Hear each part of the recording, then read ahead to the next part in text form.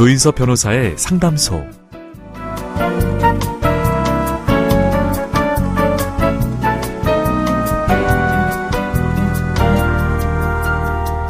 날씨가 꾸물꾸물 변덕스러운 날엔 기분이 가라앉기 쉽죠.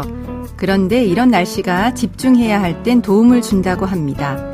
혹시 요즘 내 인생의 날씨가 흐리게만 느껴진다면 지금이 바로 그동안 놓치고 지나간 것들을 섬세하게 살펴보기 딱 알맞은 시기라고 생각하면 어떨까요? 오늘도 당신의 편이 되겠습니다. 조인섭 변호사의 상담소 지금 바로 문을 열겠습니다. 저는 조인섭입니다.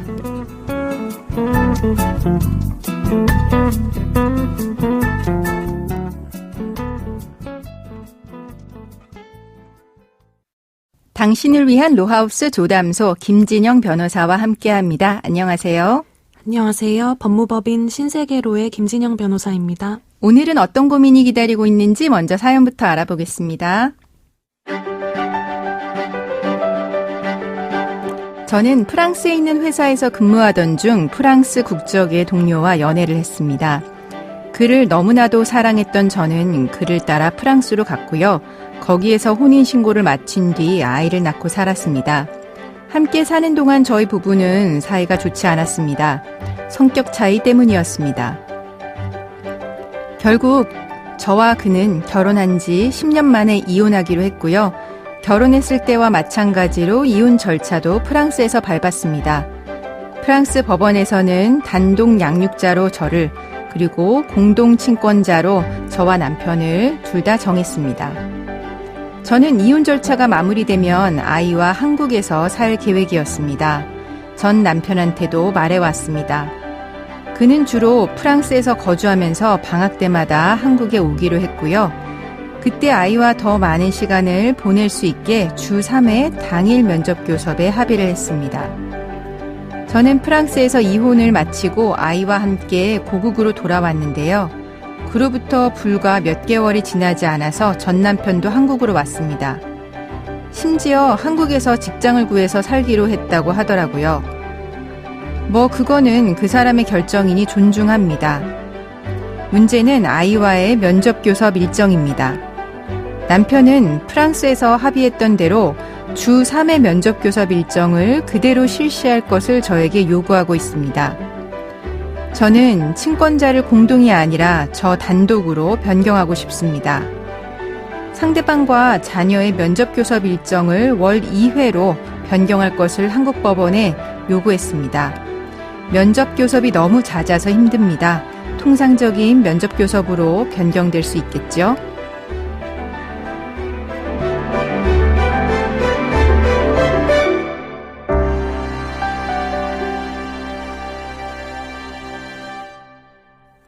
네, 먼저 면접 교섭에 대해서 이야기하기 전에 사연자분은 프랑스 국적의 남자와 국제 결혼을 하셨고 결혼과 이혼 절차 모두 프랑스에서 하셨습니다. 이런 경우에 한국에서는 따로 안 해도 되는 걸까요? 네, 외국에서 이혼 판결을 이미 받으셨으면 한국에서는 그 판결에 기해서 이혼 신고만 하면 되고 별도 재판 절차를 또다시 밟을 필요는 없어 보입니다. 저희 민사소송법은 외국 법원에서 이혼을 명하는 확정 판결 또는 그와 동일한 효력이 인정되는 재판을 먼저 받은 경우에는 그 일정 요건을 갖추었다면 우리나라에서는 별도의 집행 판결을 받을 필요 없이 외국에서의 판결이 그대로 승인될 수 있도록 규정하고 있는데요. 네.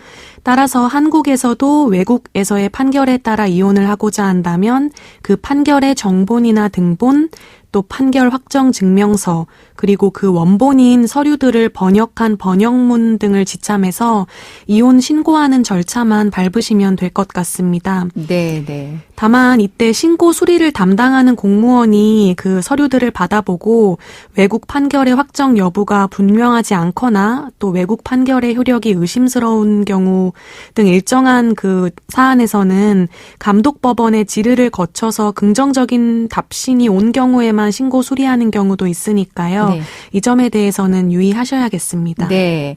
그러면은 이제 면접 교섭에 대해서 살펴보면 법원이 우선 면접 교섭과 관련한 결정을 할 때 어떤 요소들을 고려할까요? 네, 그 민법은 가정법원이 자녀 복리를 위해서 필요한 때는 당사자 청구나 또 법원 직권으로 면접교섭권을 제한, 배제, 변경할 수 있도록 규정하고 있는데요. 네. 이때 법원은 자녀의 심리 상태, 면접교섭에 대한 자녀의 태도, 자녀 양육 상황, 비양육자의 자녀에 대한 그 태도나 애정, 그리고 면접교섭에 임하는 자세, 양육자의 의견 등을 모두 종합적으로 고려하게 되는데, 이는 모두 자녀의 복리라는 대원칙 아래에서 면접교섭의 방법을 고민하면서 고려하게 되는 요소들입니다. 네, 그러니까 가장 중요한 거는 자녀의 복리라고 하는 거네요. 네. 그러면은 이 아이의 의사도 반영을 해줄까요? 네, 그렇습니다. 법원은 자녀가 만약에 13세 이상인 경우에는 그 심판에 앞서서 자녀 의견을 듣기도 합니다. 다만 아무래도 자녀로서는 그 같이 살고 있는 부모의 심리적, 정서적 영향 아래 있어서 그 살고 있지 않은 부모와의 면접 교섭을 거부한다고 의사표현을 하는 경우도 종종 있는데요. 이런 경우에는 법원이 반드시 그 의사에 구속되는 것은 아니고요. 네. 하지만 그렇다고 하더라도 어떤 자녀들에게는 경우에 따라서 비양육자인 부모와 면접 교섭하는 게 의무적으로 만나는 것 이상으로 느껴지지 않는 경우도 분명히 있어서 법원은 이렇게 자녀 의견 듣는 과정을 통해서 자녀의 진위를 최대한 파악해서 면접 교섭에 반영하려고 노력하는 편입니다. 네, 자녀가 13세 이상인 경우에는 반영해준다는 거고요. 그러면은 이제 협의 이혼 절차처럼 이제 친권 변경하는 것도 당사자들끼리 합의로 변경하는 게 가능할까요?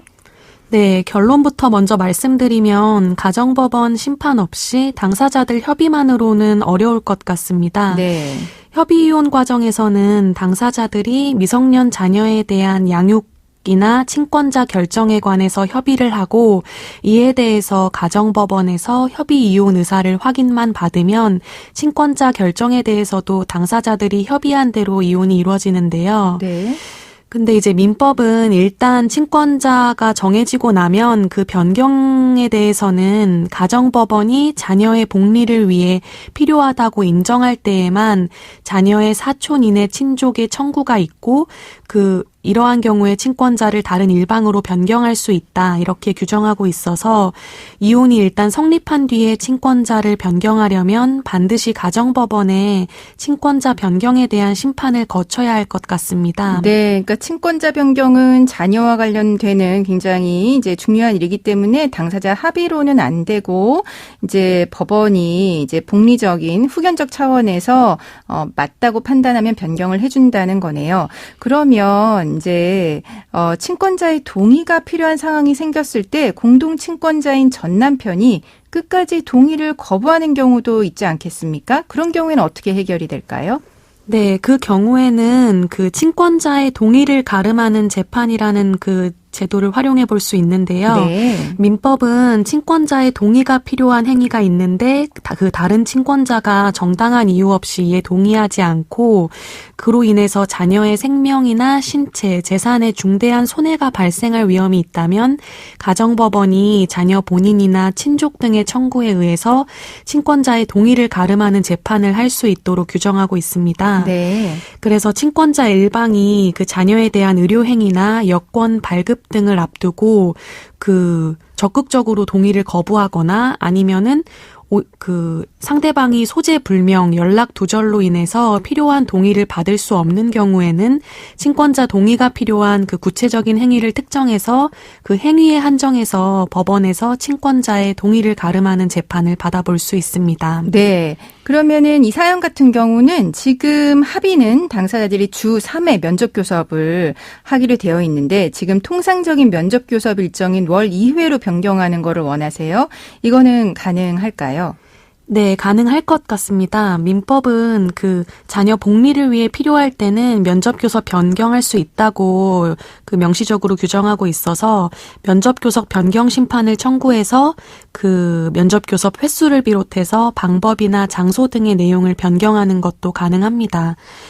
다만 이제 말씀드린 것처럼 이건 어디까지나 부모의 불편함보다는 자녀 복리에 초점을 맞춰서 인용되는 청구가 인용되는 것이라서 일정을 변경하고자 한다면 최초의 일정을 정할 때와 현재 상황이 어떻게 달라졌고 그렇게 달라진 사정으로 인해서 자녀가 어떤 문제를 겪고 있는지 네. 이 부분에 주안점을 두고 자녀 복리를 위해 면접교섭 일정을 변경하는 사정을 설득력 있게 주장하는 것이 필요해 보입니다. 네, 그럼 지금까지 상담 내용을 정리해 보자면 자녀의 복리를 위해서 면접교섭권 변경할 수 있고요. 그 과정에서 법원은 자녀의 심리 상태, 양육 상황, 양육자의 의견 등을 종합적으로 고려하고 또 자녀의 나이가 13세 이상인 경우에는 그 의사도 반영해 줄 수 있다라고 이제 정리해 드렸습니다. 또 가정법원의 심판 없이 당사자들의 협의만으로 친권자 변경하는 거는 어렵지만 그런 합의가 있다라고 하면은 그 협의 내용에 대해서 재판부에 제출하면 반영이 될 수 있고요.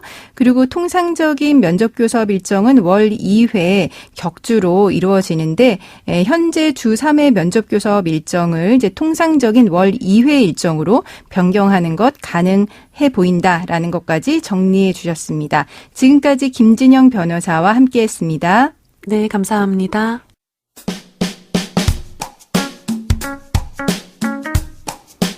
알아두면 쓸데있는 법률 이야기 알쓸법 시간입니다.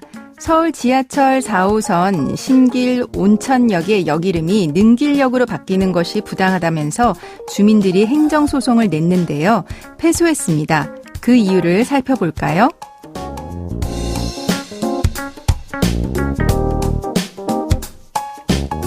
신길 온천역은 이름과 달리 온천이 없습니다.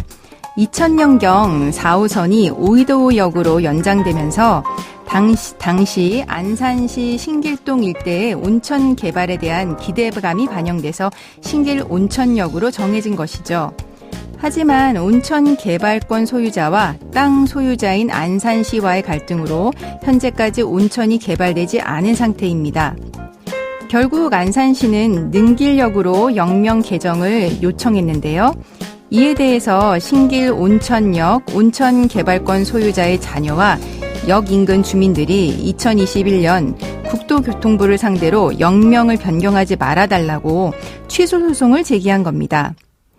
행정처분이 소송의 대상이 되기 위해서는 일반 국민의 권리 의무에 직접적인 영향을 미쳐야 합니다.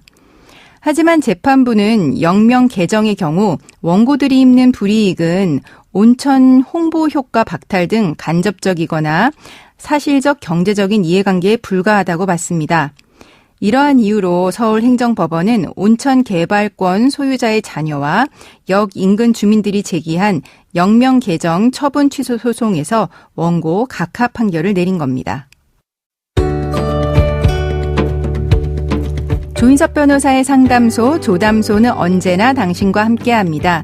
끝곡으로 포 시즌즈의 December 1963 들려드리면서 저는 이만 인사드립니다. 지금까지 로이어 조인섭이었습니다.